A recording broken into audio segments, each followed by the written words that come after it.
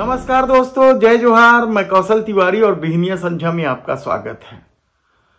पहली सरकार को लेकर राष्ट्रपति के अभिभाषण पर धन्यवाद चर्चा में जो कुछ सामने आया है उसका सीधा सीधा मतलब ये है कि नेता प्रतिपक्ष के रूप में राहुल गांधी ने झंडा गाड़ दिया।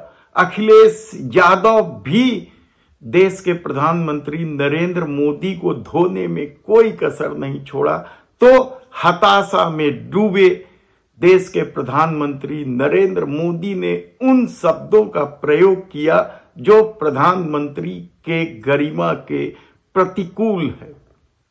यही समूचे अभिभाषण पर हुए धन्यवाद प्रस्ताव पर चर्चा का सारांश है।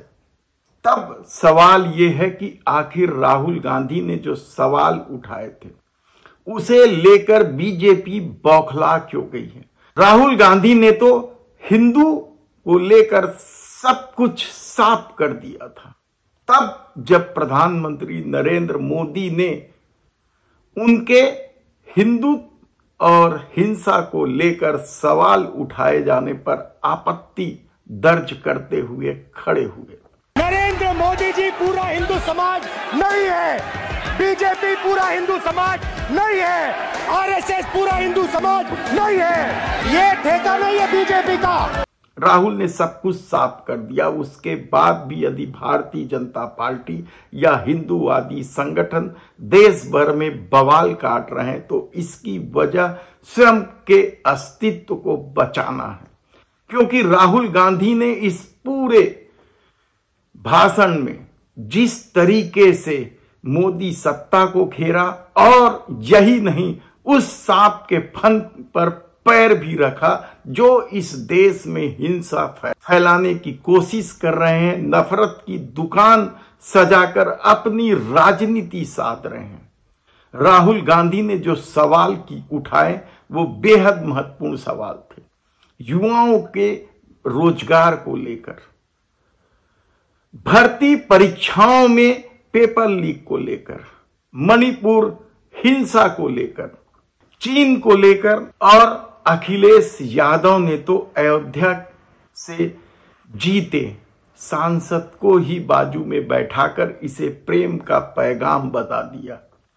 तब क्या देश के प्रधानमंत्री नरेंद्र मोदी का भाषण अब तक का सबसे घटिया भाषण था या अब तक का सबसे अच्छा भाषण था?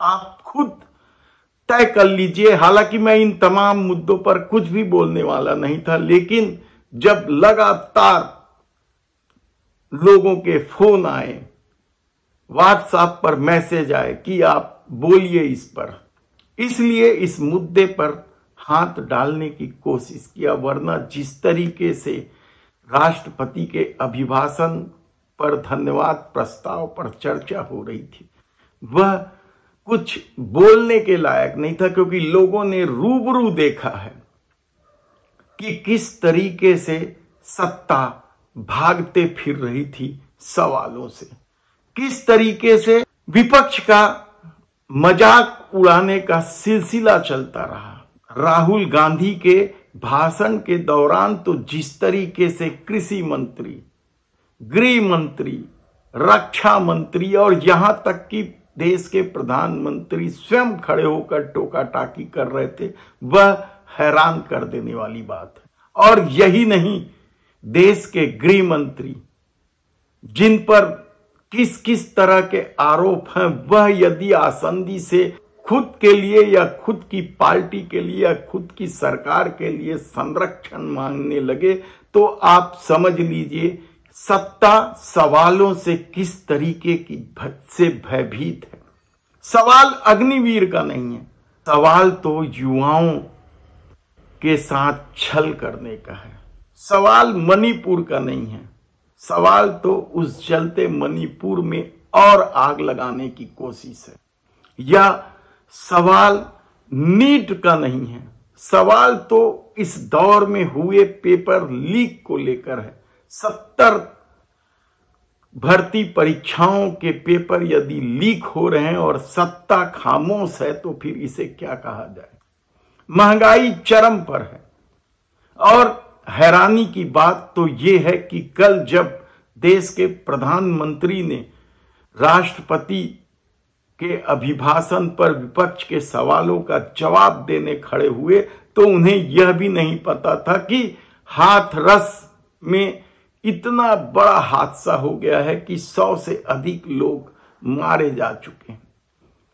अभिभाषण पर चर्चा के दौरान एक चीट पहुंची तब उन्हें मालूम पड़ा कि हाथरस में ऐसी कोई घटना हो गई है। ये उस प्रधानमंत्री की बात है जो इस देश को सबसे बड़ा विकसित राष्ट्र बनाने का सब्जबाग दिखाते पूरे देश में घूम रहे हैं। इस आधुनिक टेक्नोलॉजी के दौर में भी यदि घटना के कई घंटे बाद देश के प्रधानमंत्री को यह पता चलता है तब क्या यह विकसित भारत की राह का बाधा नहीं है। लेकिन बात सिर्फ राहुल गांधी या अखिलेश का नहीं है, बात सिर्फ उन 2 लड़कों का नहीं है जिन्हें लेकर देश के प्रधानमंत्री लगातार आलोचना करते रहे। बात तो देश के प्रधानमंत्री के हताशा में चले जाने का, किसी भी सवालों का जवाब देना तो दूर, यदि उनके भाषण का सारांश निकाला जाए तो आप कहेंगे कि आधे घंटे तो उन्होंने राहुल गांधी और कांग्रेस की आलोचना में ही समय बिता दिया और आधे भाषण स्वयं के तारीफ में। इस दौर जिस तरह की भाषा का उपयोग किया गया, क्या वैसी भाषा प्रधानमंत्री के गरिमा के अनुकूल है? यह सबसे बड़ा सवाल है।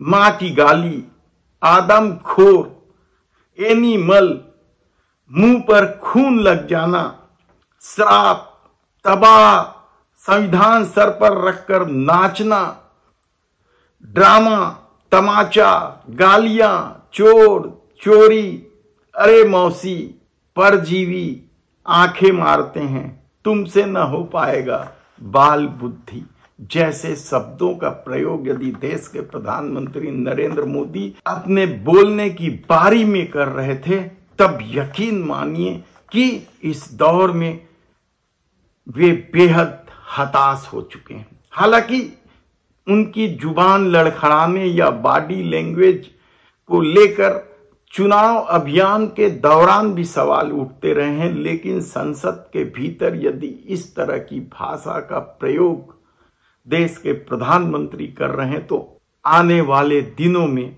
तलखी और बढ़ेगी। और एक बात इस भाषा ने भी साबित कर दिया है कि कुछ भी हो जाए हम नहीं सुधरेंगे। धन्यवाद।